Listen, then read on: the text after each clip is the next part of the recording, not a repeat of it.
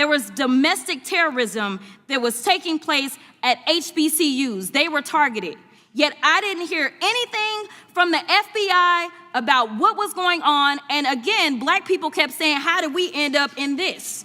Because the numbers are so very clear that white supremacy is a problem. And honestly, I've not heard anything out of you today that makes me believe that you're gonna do anything about the white supremacy problem. The one that is leading to children being killed, children being shot, as well as members of their community as they're worshiping in their churches.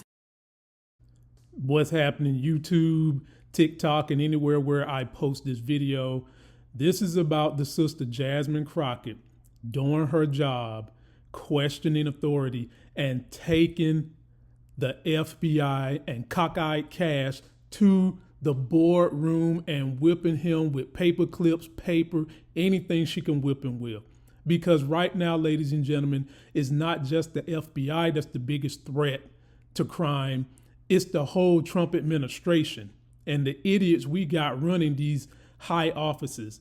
And in here, she's got so many great quotes. This chick went in on and said, I didn't ask you a question. I mean, I'm with her on that. I'm damn right, Jasmine. You tell them what's going on. And we need more Democrats like Jasmine standing up for the people, because right now, white power, white nationalism, and fascism is running away with America. And I would love for you guys to subscribe to this channel, other great channels that are trying to save democracy, trying to restore real law and order and equality, and share my videos, because I am pushing what I'm calling the Lamont Tyson Gun Act to reduce gun violence, basically taking all guns in America that are high power assault rifles, long range rifles, and putting microchips in them that you can track where they're going. And if they get within 2 miles of a highly populated area, it sends a ping to the authorities. Think about this: if you're at a university, somebody gets within 2 miles, campus cops can pull up the technology, go see it, or anywhere. And for those rednecks that say, I don't want no darn government tracking me, they got a cell phone, you dumb fucks. You 1-2 mountain hanging fucks. You've got a cell phone that's tracking your ass already. If you want safety, go with this plan, but it would also benefit the NRA to get money from the government to put these chips in there, which is what the NRA wants anyway. And it would help the government reduce people dying so that we can keep those folks living and continue to bring tax revenue for the government. It's a win-win. Share my videos. Continue to watch my sister, Jasmine Crockett. Be sure to go subscribe to me and follow my newsletter on beacons.ai, Politics of Being Black. Follow me on the podcast. Enjoy Jasmine as she breaks down true resistance and tries to get this country on a movement to bring us back. I definitely take issue with a number of decisions that Donald Trump makes, especially when it comes to the people that he decides to appoint to very important positions, including this one, because I did have to make sure that I wasn't going crazy. But when I say that you are the least qualified FBI director in the history of the FBI, that is real, because you are the only one that never even served with the FBI prior to joining. Yet we are supposed to believe that you are the greatest thing since sliced bread. I didn't ask you a question. Now, what I want to go through is to talk about why you are a failure and why, honestly, we just need to tell you bye-bye. I know that you got a little upset and you put on your show for your boss because it seems like you're trying to save your job when it came to talking to Senator Booker yesterday.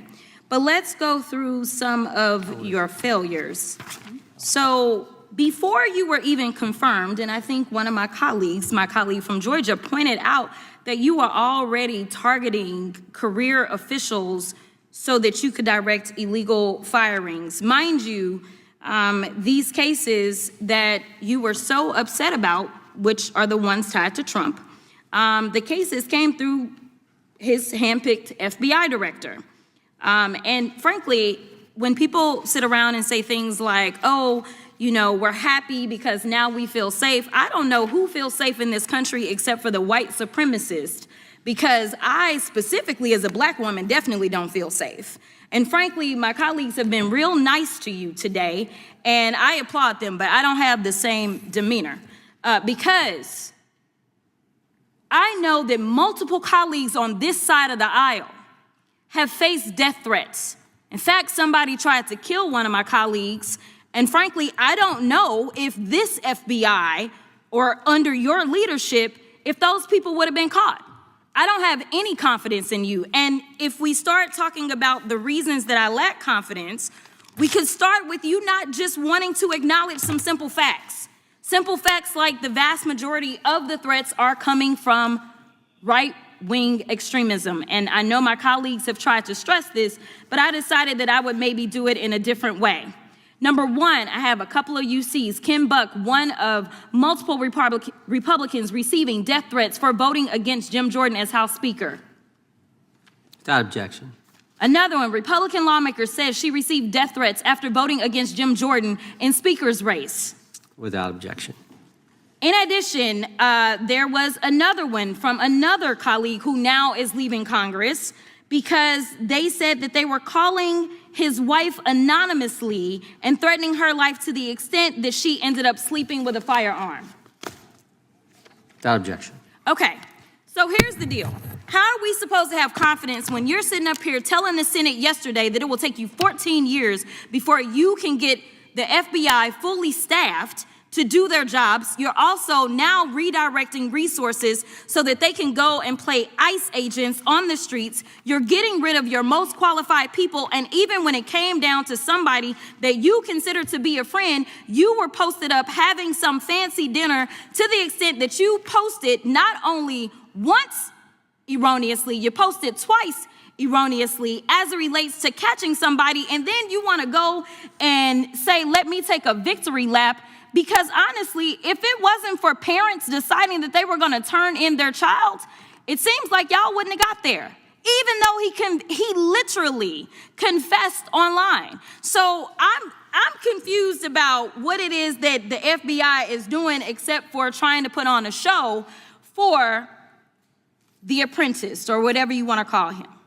The day after all of this took place, there was domestic terrorism that was taking place at HBCUs. They were targeted. Yet I didn't hear anything from the FBI about what was going on. And again, black people kept saying, how did we end up in this? Because the numbers are so very clear that white supremacy is a problem.